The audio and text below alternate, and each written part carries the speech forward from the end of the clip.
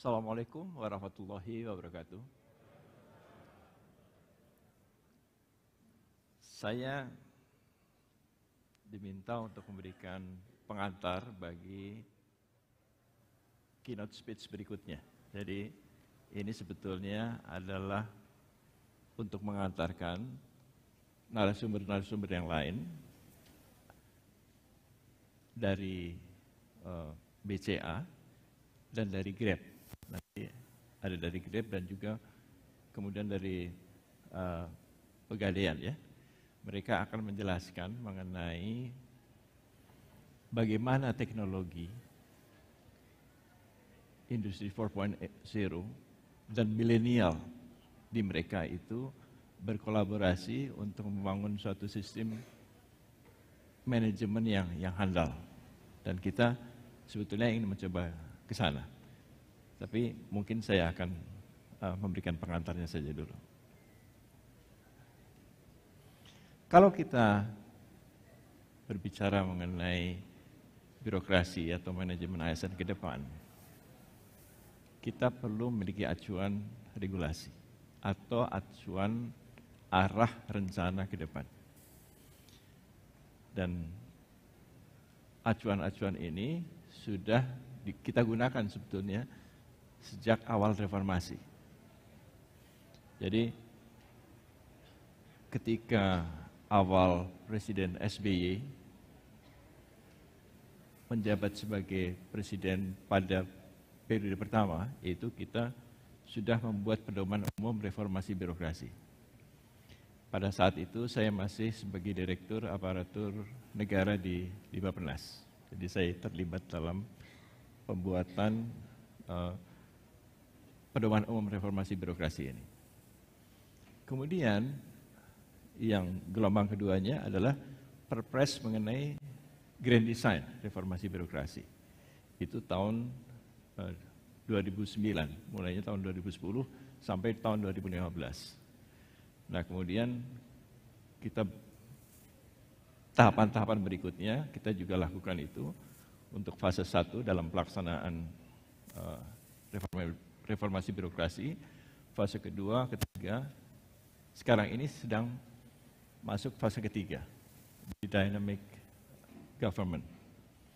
Kita berharap ke depan kita menjadi world class birokrasi.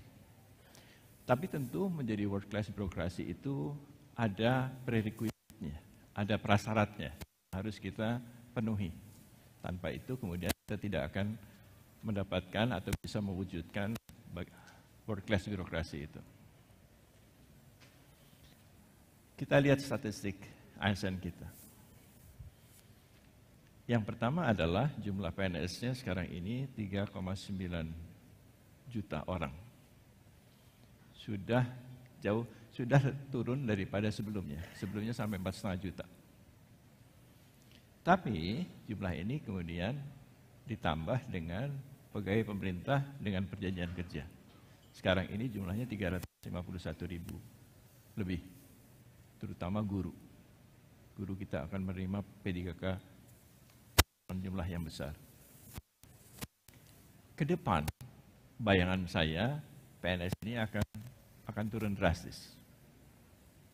Yang banyak adalah P3K. Jabatan-jabatan pelayanan publik itu nantinya ke depan akan menjadi jabatan-jabatan pegawai pemerintah dengan perjanjian kerja. PNS ini lebih kepada jabatan-jabatan pembuatan kebijakan. Dan itu dilakukan di seluruh dunia. Bahkan banyak negara yang tidak ada PNS-nya lagi. Hanya ada P3K.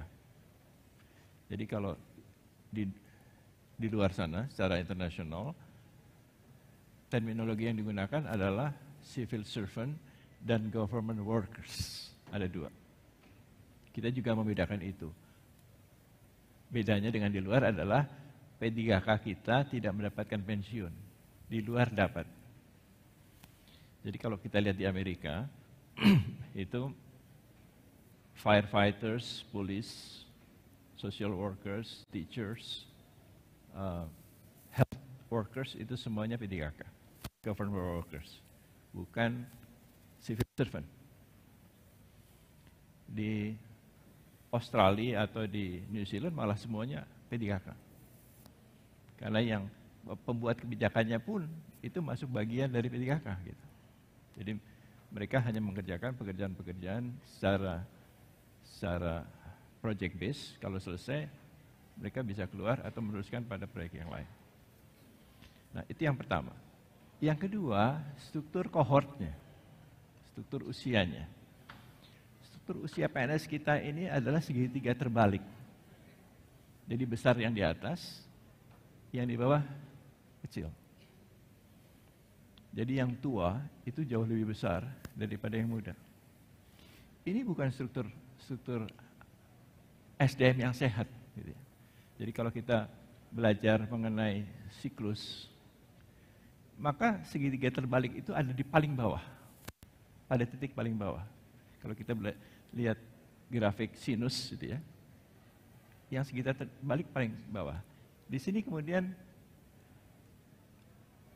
bentuknya seperti jam pasir. Kalau segitiga normal itu paling atas. Yang di sini kemudian seperti trapesium. Jadi itu adalah sifat alamiah pergerakan SDM. Jadi semua organisasi pasti akan mengalami seperti itu. Tinggal seberapa cepat dia bertahan pada satu periode. Seberapa lama dia tidak berubah gitu. Nah, kita ingin itu cepat berubah. Nah, yang lainnya kita masih punya banyak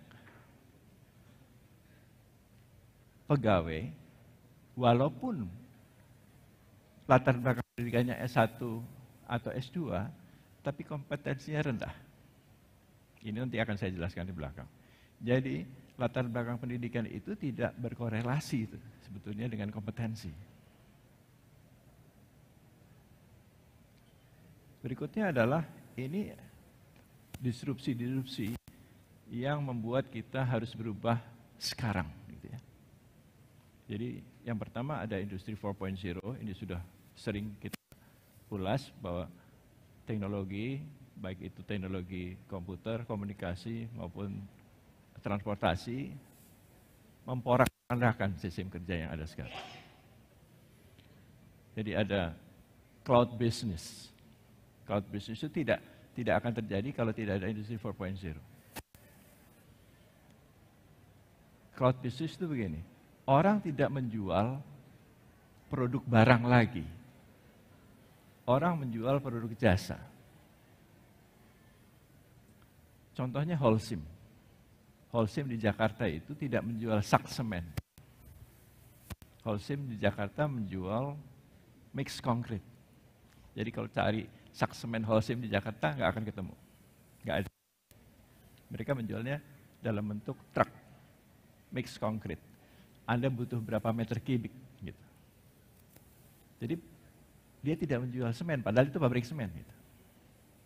Nah, banyak sekarang perusahaan yang tidak menjual stand-alone produk. Jadi kalau beli komputer sekarang mungkin akan sulit. Lebih baik membeli jasa. Kalau saya harus beli komputer untuk tes CPNS, itu akan sangat mahal dan juga akan cepat sekali obsolete.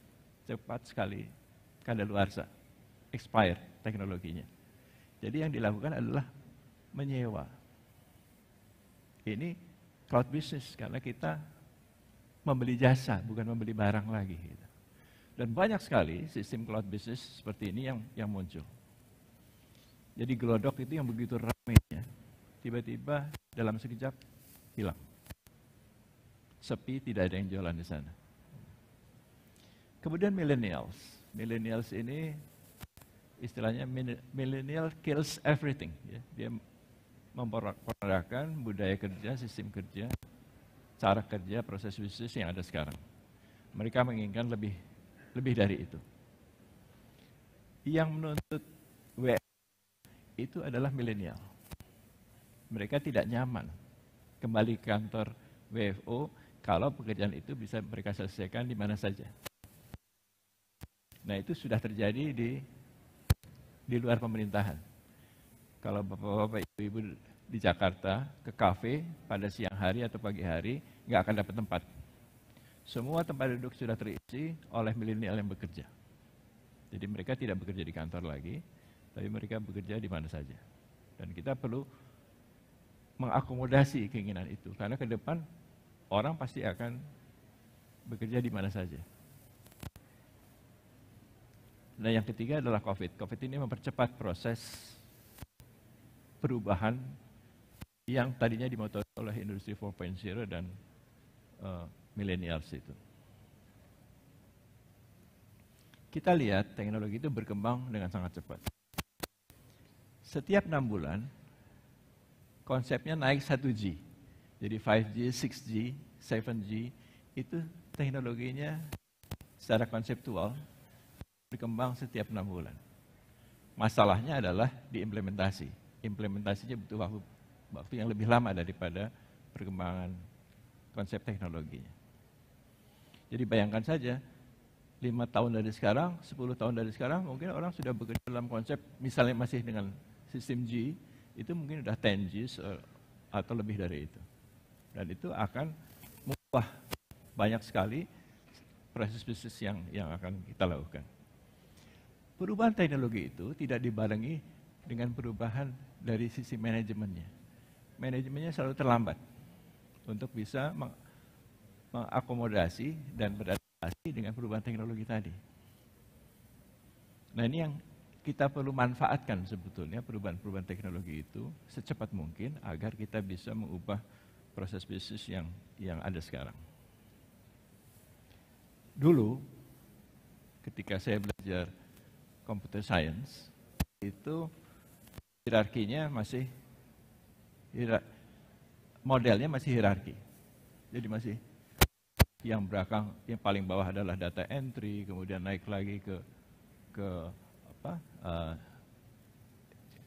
information system, kepada executive system, sistemnya hierarki. Model konsep IT yang sekarang tidak begitu. Dia networking. Dia bersifat networking, cluster, tidak merupakan suatu hierarki. Nah, perubahan-perubahan ini membawa dampak yang besar. Di Amerika saja, dengan adanya adaptasi teknologi, itu tenaga pendukung perkantoran yang kehilangan pekerjaan ada 8,1 juta orang. Food services kehilangan 5,4 juta orang. Pekerja produksi itu kehilangan 4,8 juta orang. Customer service 4 juta orang, dan untuk konstruksi 2,2 juta orang. Ini hanya gara-gara teknologi saja. Dan kita perlu mengantisipasi banyaknya profesi yang akan hilang.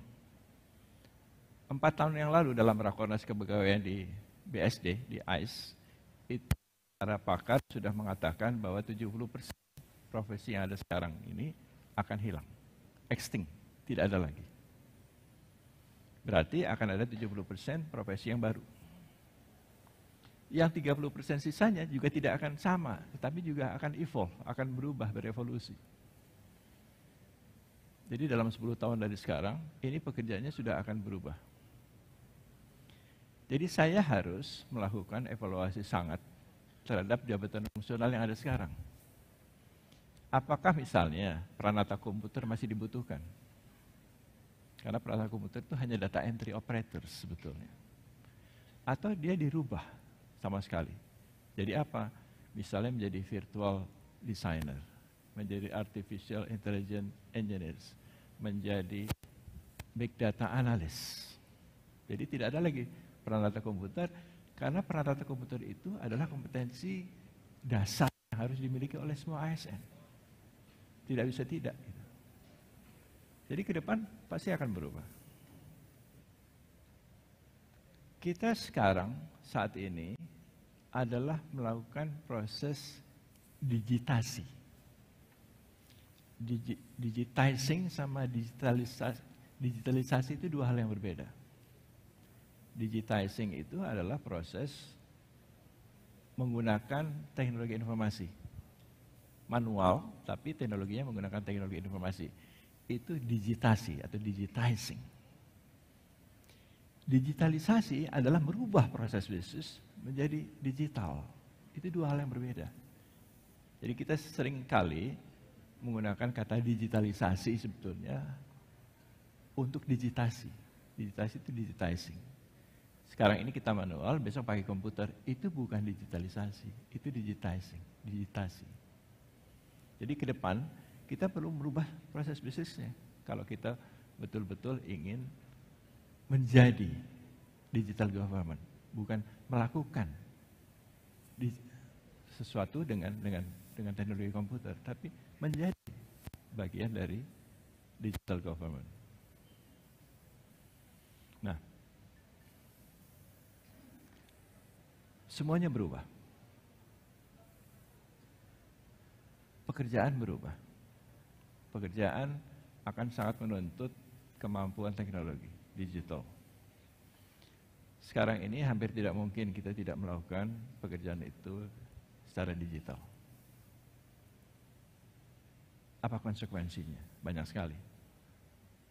Apakah kita membutuhkan tenaga administrasi? Itu mungkin sudah akan tergantikan dengan digital. Ada yang mengatakan, kami tidak mampu Pak untuk mempelajari digital. Kami sudah tua. Gitu. Nah yang pertama mungkin itu bukan tidak mampu, dia tidak mau belajar. Gitu. Dia tidak mau belajar. Yang kedua, kita tidak bisa berharap lagi dengan orang-orang yang tidak ingin melakukan perubahan. Jadi Pak Wapres pernah tanya saya, ini kalau seperti itu bagaimana solusinya Kepala BKN?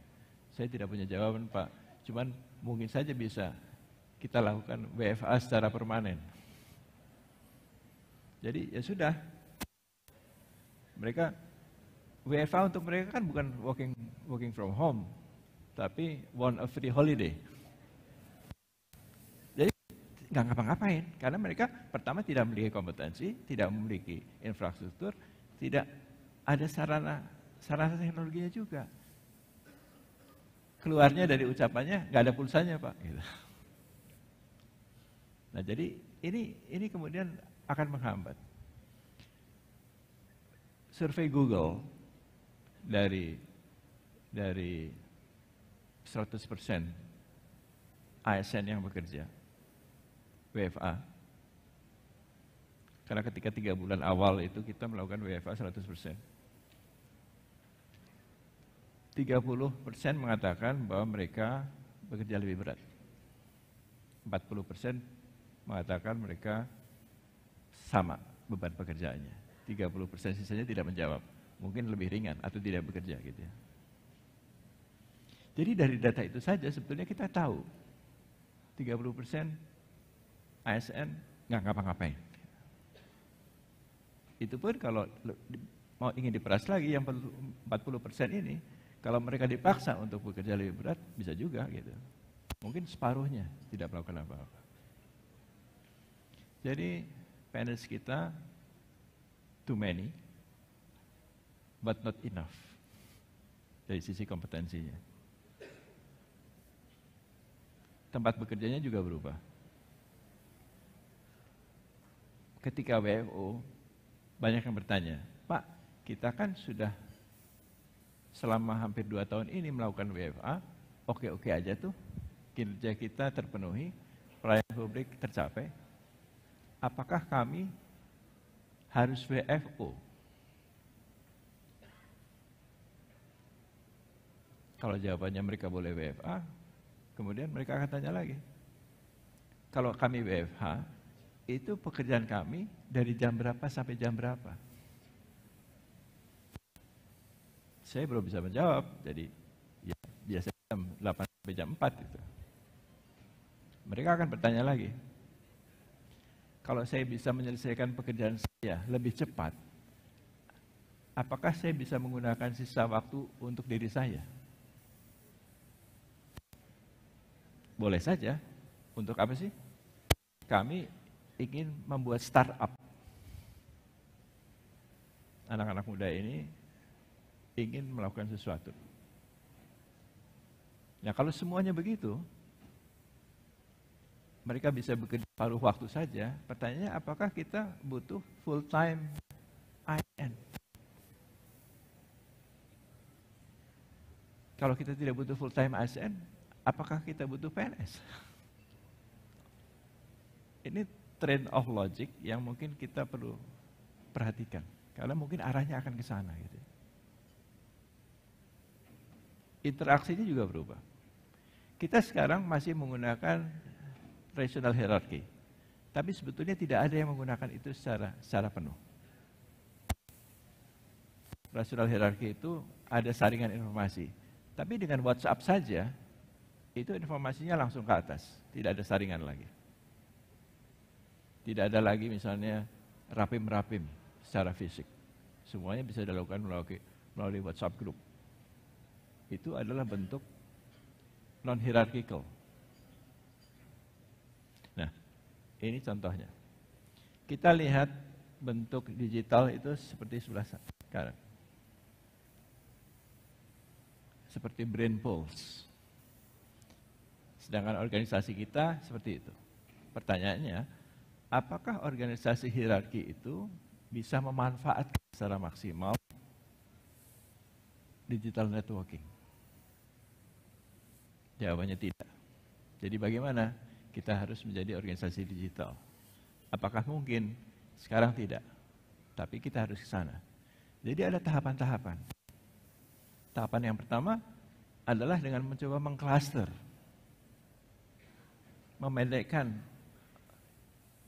hierarkinya. Itu yang kita sebut dengan penyederhanaan birokrasi.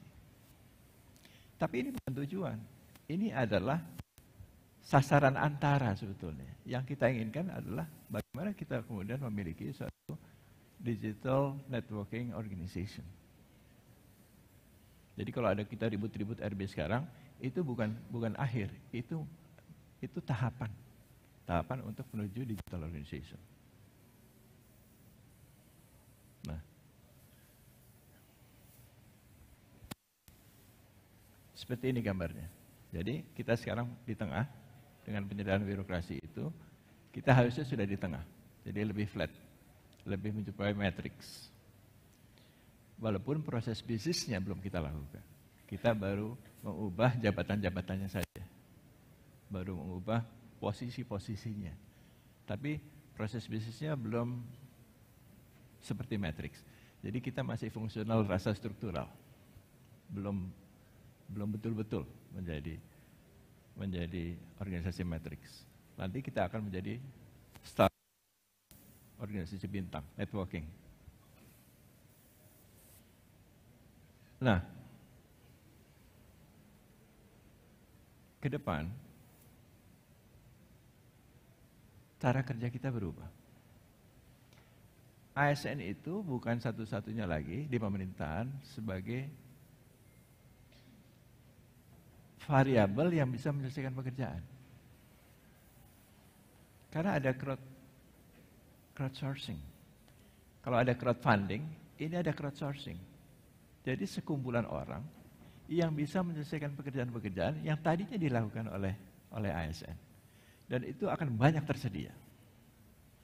Baik orang maupun aplikasi. Aplikasi-aplikasi open source. Sekarang ini banyak, kita tinggal ambil saja dari open source cloud untuk memenuhi kebutuhan-kebutuhan pekerjaan kita. Itu banyak sekarang. Part-time itu akan menjadi tuntutan banyak. Orang tidak tertarik lagi dengan pekerjaan full-time. Saya hanya ingin melakukan pekerjaan-pekerjaan proyek ini, kalau selesai, saya bisa berpindah ke proyek yang lain. Atau ke tugas-tugas yang lain. Bagaimana itu dikerjakan? Dengan aplikasi, dengan artificial intelligence. Sebagai bocoran saja, ketika tahun lalu terjadi kecurangan dalam seleksi CPNS, itu saya tidak mungkin melihat satu-satu. Jadi saya menggunakan artificial intelligence, machine learning, yang saya gunakan untuk mendeteksi siapa yang berbuat curang. Dan itu dengan mudah tertangkap semua. Jadi kalau harus meriksa satu-satu, 4 juta orang, kapan selesainya? Dan tidak akurat juga. Jadi saya menginstall artificial intelligence, machine learning, untuk mendeteksi tren jika seseorang melakukan kecurangan dalam tes. Dan langsung ketangkap semua. Ada 381. Mereka didiskualifikasi dan tidak komplain. Jadi tidak orang lagi, tidak manual lagi. Karena dengan manual itu akan sulit untuk mendapatkan hasil yang akurat seperti itu.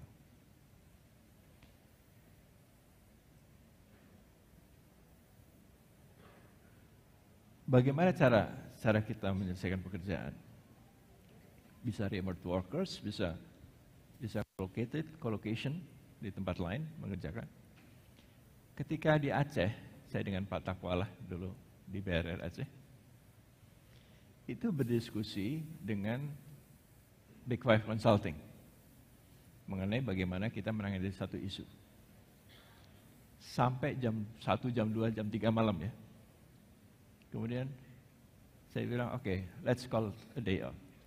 Jadi kita stop, udah terlalu malam, capek semua, besok pagi kita lanjutkan. Jam 7 kita lanjutkan lagi. Dan mereka sudah siap dengan presentasi. Saya tanya, ini apa Anda tidak tidur menyelesaikan ini? Mereka jawab, tidak, bukan kami yang menyelesaikan. Loh, siapa yang menyelesaikan? Yang menyelesaikan New York.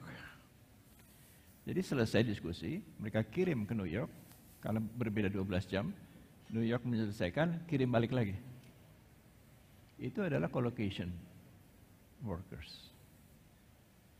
Zaman sekarang seperti itu. Jadi bagaimana pekerjaan-pekerjaan itu diselesaikan 24 hours a day, 7 days a week. Kalau dengan cara-cara seperti sekarang, itu tidak mungkin kita bisa lakukan. Ini ada beberapa karakteristik mengenai bagaimana tempat kerja modern itu bisa kita lakukan. Anak-anak muda sekarang itu ingin pekerjaannya bermanfaat, berarti, meaningful. Anak-anak milenial ini loyal, tapi bukan kepada orang. Mereka loyal terhadap visi, terhadap misi, terhadap performance, terhadap pencapaian, terhadap challenge. Jadi kalau atasannya tidak memberikan itu, komentarnya, bos gua gaje. Gaje itu gak jelas gitu ya. Dan itu saya dengar di mana-mana. Bahkan di tempat saya sendiri gitu. Jadi mereka membutuhkan hal-hal yang menjadi kebutuhan mereka, dan itu berbeda dengan apa yang kita beli sistem kita. Mereka butuh bekerja sama. Iklan lowongan Google itu bikin iklan untuk mencari pegawai. Syarat pertamanya mampu berkolaborasi, bekerja dalam tim. Dia tidak mengatakan harus pandai. Google tidak percaya itu. Because smart people tend to work alone. Karena orang pintar itu biasanya kerja sendiri. Dia nggak mau orang kerja sendiri. Google maunya orang yang bekerja sama, berkolaborasi. Karena mereka bekerja dalam tim. Yang kedua, berintegritas. Karena mereka pegang data. Dan data ini sangat penting untuk Google. Jadi cuma 2 itu syaratnya. Kemampuan untuk bekerja dalam tim dan berintegritas. Sama sekali tidak ada harus lulusan universitas ini, harus bisa ini, nggak ada seperti itu. Dan mungkin banyak hal yang kita bisa baca nanti karena waktu saya terbatas tidak bisa saya sampaikan semuanya. Nah, ini ada beberapa prinsip-prinsip leaders, followers di masa depan yang mungkin berbeda dengan apa yang ada sekarang. Jadi ini mungkin bisa dibaca juga, dan kita perlu beradaptasi, perlu mengakomodasi juga. Karena milenial ini berbeda dengan kita. 20-30 tahun lagi beban negara ini ada di pundak mereka. Kita sudah evaporate mungkin, menguap entah kemana. Jadi kalau kita tidak menyiapkan untuk mereka, mungkin akan sangat terlambat.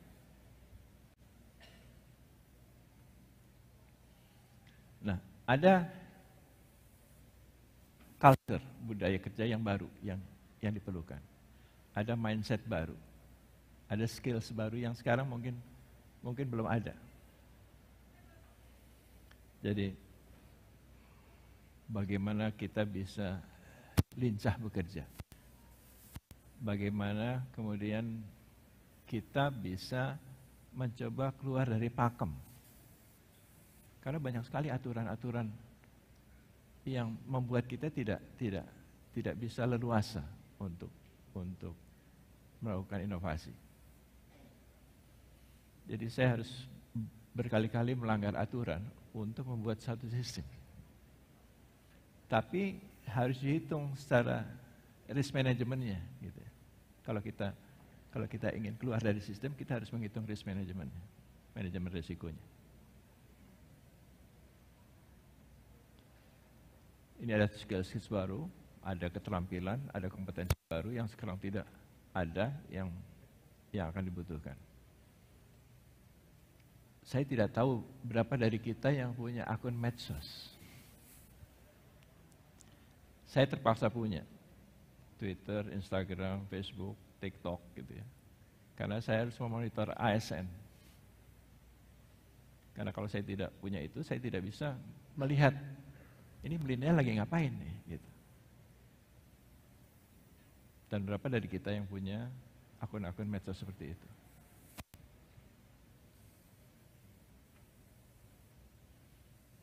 Ini mungkin saya lewati saja. Nah, working from anywhere itu salah satu karakter atau bentuk daripada flexible working arrangement. Jadi bekerja di mana saja itu salah satu saja. Jadi banyak model atau bentuk flexible working arrangement yang kita perlu atur. Misalnya saja part-time working, boleh nggak? Kalau saya bisa menyelesaikan pekerjaan setengah hari, itu saya dianggap bekerja atau tidak, gitu ya. Itu belum ada aturannya.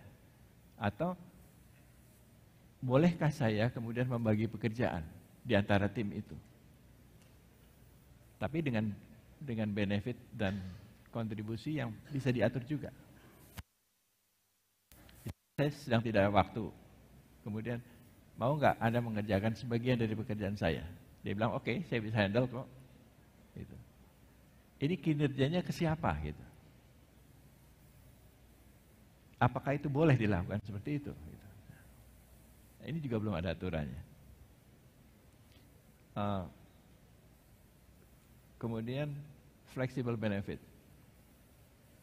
Saya nggak masuk hari ini, kamu handle pekerjaan saya, sehingga ketika kamu nggak masuk minggu depan, saya bisa handle pekerjaan kamu. Itu boleh tidak? Gitu.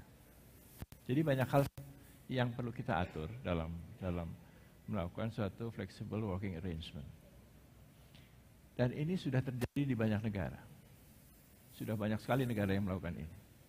Bahkan di Belanda, baru seminggu yang lalu, itu ada undang-undang tentang hak seseorang untuk bekerja dari rumah. WFH itu hak. Di Belanda kemarin baru keluar undang-undang bahwa WFH itu hak. Dan ini pasti akan menjadi menular kemana-mana. Nah, sekarang tinggal bagaimana kita mengatur, bagaimana kita melakukan pekerjaan-pekerjaan itu dengan output yang sama, atau bahkan lebih, dengan tingkat kepuasan publik yang lebih baik.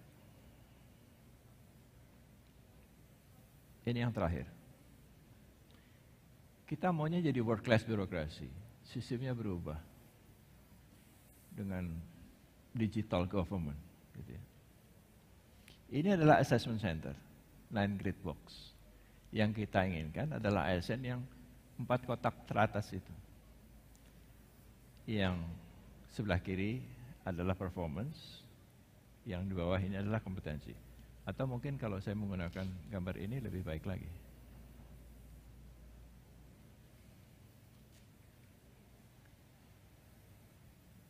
Oh, ini jadi pecah gambarnya. Ini adalah sebetulnya 4 kuadran.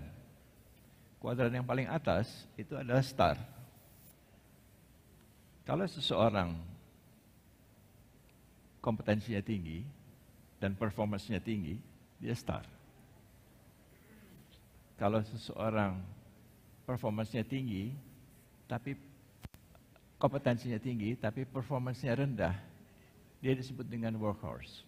Workhorse itu skillful gitu ya, tapi dia tidak mau bekerja kalau tidak dicambuk.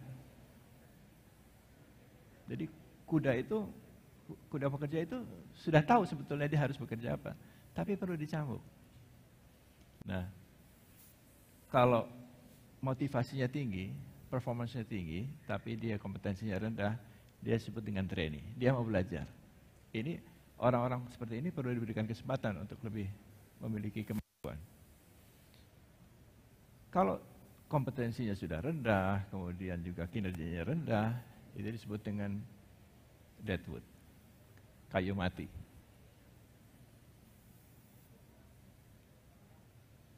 Indonesia seperti apa?